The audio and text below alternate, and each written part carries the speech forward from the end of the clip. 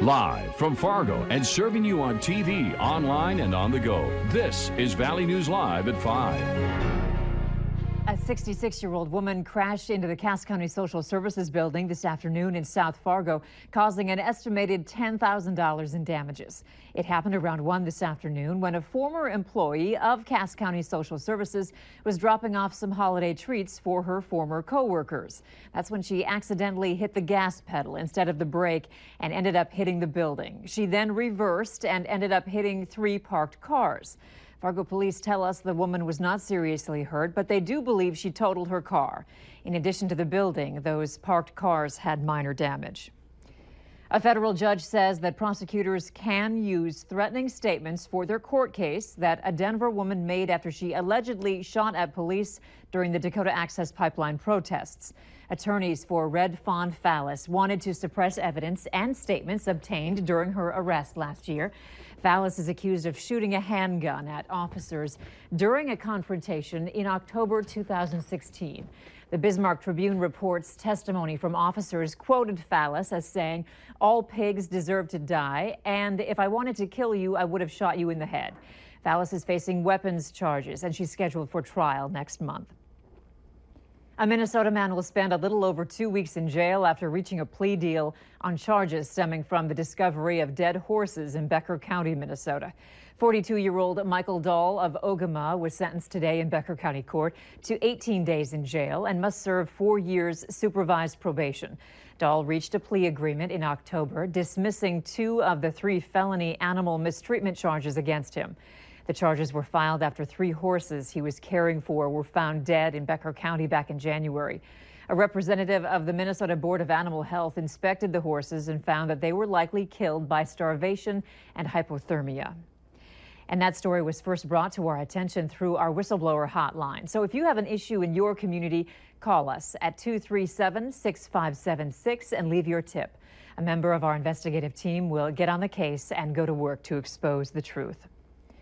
A Fargo man is facing several charges after trying to outrun police early this morning. Cass County deputies were called out to rural Amenia just after 3 a.m. on a report of a suspicious vehicle. When they arrived, the car, which had been reported stolen out of Fargo, took off. Deputies used stop sticks to blow out the tires near Buffalo and arrested the 27-year-old driver, Jared Shepard. Shepard is facing several charges, including theft of a motor vehicle, possession of a stolen vehicle, and fleeing. No one was hurt during that incident. The bitter cold continues, and we might see some record cold temps in a couple days. But for tonight, a little snow in the forecast. Robert, could that spell trouble if you're driving? Yeah, later on tonight and through the first part of your Thursday, could see some snow around the area, and that may add some slick spots. The bigger story, though, continues to be the very cold air. This morning, temperatures in the teens, 20s, and 30s below zero. Minus 34 this morning in Park Rapids, 33 below in Bemidji, minus 19 here in Fargo. We did warm up just a bit in some areas, up to -1 now here in Fargo, minus 12 in Baudette, 11 below Roseau and Thief River Falls. Winds right now out of the east and southeast, and those southeasterly and southerly winds actually going to see temperatures slowly warm as we head through the overnight hours. Not going to be very warm, but it'll be warmer than last night. Wind chills, however, not very warm at all. Minus 30 in Hallock, 29 below in Grand Forks, minus 16 here in Fargo. Starting to see those clouds on the increase. Underneath those clouds, just a touch of snow beginning to show up, and we're going to see more and more of that as the overnight wears on. Here in Fargo, as we head through the evening, we stay dry and temperatures steady to slowly warming as we head through the 7, 8, and 9 o'clock hour, above zero by the 9 o'clock hour. And overnight tonight, we will see some snow into tomorrow morning. How much snow can we expect? We'll let you know in just a few minutes. And also more information on the very cold temperatures behind this system in just a few minutes. Above zero sounds so good, doesn't it? It does sound warm, but it's not going to stick around very long. Exactly. Yeah. Thanks, Robert. You got it. Nearly 700 customers in Park Rapids, North Dakota were without heat and in the dark for hours this morning after power went out on one of the coldest mornings of the year. The power is back on now, according to the latest update on the Itasca Mantrap Co-op outage map.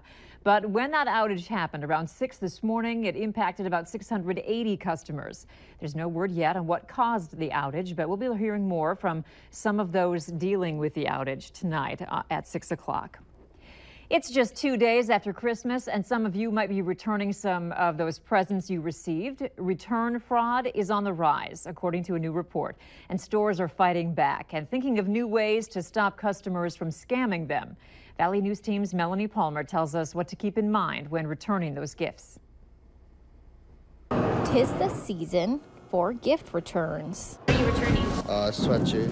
Why are you returning it? Because it's too small. But as you're heading to the mall to return your presents, retailers are on the lookout for fraudulent returns. This is when a shopper steals merchandise and then tries to return it for a gift card or money. A new survey from the National Retail Federation finds these frauds could cost companies as much as $15 billion this year. But one new store in the mall says they haven't had any problems with that, and they say it's because they try hard to get to know their customers. We have quite a few regulars already for being open. If they come in and we've talked to them before, got their name and everything, and we basically do like a respective golden rule that we know you, we've kind of good read on you that we know you're not going to lie about having that discount off. Tanya Sather's an assistant manager at Legacy Toys. She says if you're looking to return an item to the store, you have 30 days and it must be in resellable condition. It's also required to have a receipt. But Sather says they haven't had to worry too much about handling returns. A lot of them, like I said, we don't see many returns since we've been open. But that's not the case for all stores. In fact, around 13% of all purchases will end up back on store shelves. If you don't have a receipt or don't know where the item came from, experts say to resell the items on sites like eBay. In Fargo, Melanie Palmer, Valley News Live. Return frauds can also happen if you buy an item on sale and then try to return it for the original full price. In the past year, around 30% of retailers have altered their return policies due to these frauds. Some stores are closing the gap when you can make a return or requiring the original packaging of the item to still be intact. A Minnesota state lawmaker wants parents who are opposed to vaccinating their children to see a physician before opting out of the state's immunization schedule. DFL Representative Mike Freeberg says legislation that he's sponsoring preserves parental choice, but he argues a measles outbreak in the summer showed that parents need to have the knowledge and information that will help them make a good choice. The Minnesota Department of Health says 79 people were affected by that outbreak. Minnesota law requires that a child be vaccinated before enrolling in child care, early education, or school, but it also allows exemptions for medical reasons or conscientiously held beliefs. 4 teenage boys accused of throwing a sandbag from an overpass will now be charged with murder. The teens, ranging in age from 13 to 15, appeared in an Ohio juvenile court this morning.